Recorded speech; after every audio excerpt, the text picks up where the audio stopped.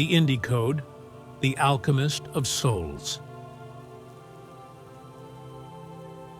Prologue. The Gilded Cage.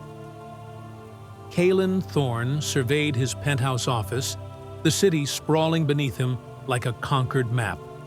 By every conceivable metric, he was a success. His tech company, Nexus Innovations, was a titan in the industry. His name was whispered with awe in boardrooms and featured on magazine covers. Yet, as the sun bled orange across the skyline, a familiar hollowness gnawed at him.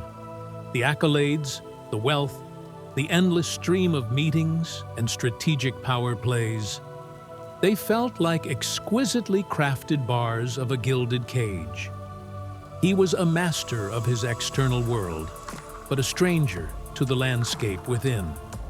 His nights were plagued by a restless energy, a yearning for something he couldn't name. He'd tried everything: adrenaline-fueled hobbies, fleeting romances, even philanthropy that felt more like a transaction than a genuine connection. Nothing filled the void. One rain-slicked evening, seeking refuge from a particularly soul-crushing board meeting, Kalen found himself drawn to an unassuming, dimly lit storefront in a forgotten alley. A simple, hand-painted sign read, "Indi, Consultations for the Soul's Journey." Skepticism warred with a desperate curiosity. He, Kalen Thorne, the pragmatist, the architect of digital empires, was about to consult a psychic? Yet something compelled him forward. Inside, the air was thick with the scent of sandalwood and an unfamiliar, calming energy. Indi sat not behind a crystal ball, but a simple wooden table. His eyes, ancient and luminous, seemed to peer directly into Kalen's carefully guarded core. There were no theatrics, no mystical pronouncements, just a quiet presence that was both unnerving and profoundly inviting. "You've built a magnificent fortress, Kalen," Indi said, his voice a soft baritone that seemed to vibrate with unspoken truths. "But the king within is starving." Kalen, for the first time in years, felt the carefully constructed walls around him begin to tremble. This was not a consultation. It felt like an excavation.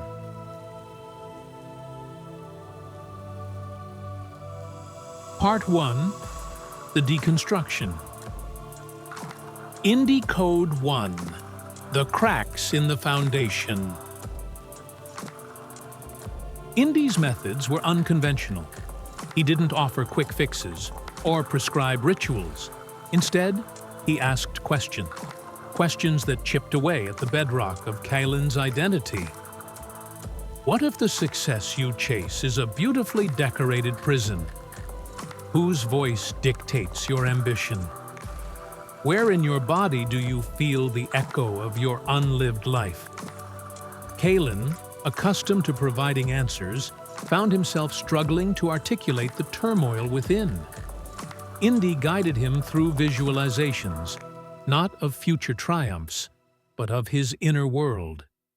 Kalen saw vast, barren landscapes, echoing with the ghosts of abandoned dreams and suppressed emotions. He saw the relentless drive that propelled him, not as a strength, but as a desperate flight from an inner emptiness. "The first step to true power," Indi explained, his gaze gentle yet unwavering, "is to acknowledge the weakness of the foundations upon which you've built your current self. We must allow the cracks to show, for it is through them that the light can enter." Indi Code 2. The Tyranny of Expectation. Indi helped Kalen dissect the intricate web of expectations, societal, familial, and self-imposed, that had shaped his life. Kalen had always strived to be the best, the most accomplished, driven by a deep-seated fear of inadequacy inherited from a demanding father and a competitive upbringing. "You wear the armor of expectation so tightly, Kalen, that your soul can barely breathe, Indi observed during one session. He taught Kalen to identify the subtle, insidious ways these expectations dictated his choices, his relationships, even his thoughts. Through guided meditations, Kalen revisited pivotal moments in his past, not to change them, but to understand their energetic imprint. He saw the young boy desperate for approval, the teenager sacrificing his passions for a sensible career path, the man constantly seeking external validation for his worth. Each realization was a painful but liberating step towards dismantling the false self. Indi Code 3: The Language of Discomfort. Kalen had always viewed discomfort, stress, anxiety, dissatisfaction as enemies to be conquered or suppressed. Indi reframed them as messengers. Your anxiety, Kalen, is not a malfunction. It is your soul sounding an alarm, telling you that you are off course. Your restlessness is the stirring of dormant potential. Indi taught Kalen to sit with his discomfort, to listen to its whispers rather than immediately trying to numb or escape it. He learned to trace the physical sensations of his emotions, the tightness in his chest, the knot in his stomach, and to explore the underlying needs they signaled. This was terrifying at first. The impulse to distract, to do something, was overwhelming. But Indi's calm presence provided a safe anchor. Slowly, Kalen began to understand that these uncomfortable feelings were not signs of failure, but invitations to a deeper level of self-awareness and healing. Indi Code 4: The Unmasking of Fear. At the heart of Kalen's relentless drive was a profound, often unacknowledged fear. Fear of failure, fear of judgment, fear of vulnerability, fear of not being enough.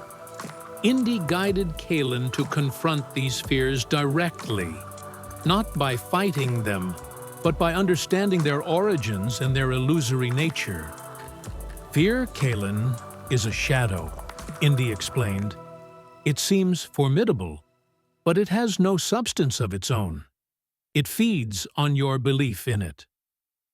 Indi led Kalen through exercises where he would consciously invite his fears, observe them, and question their power over him.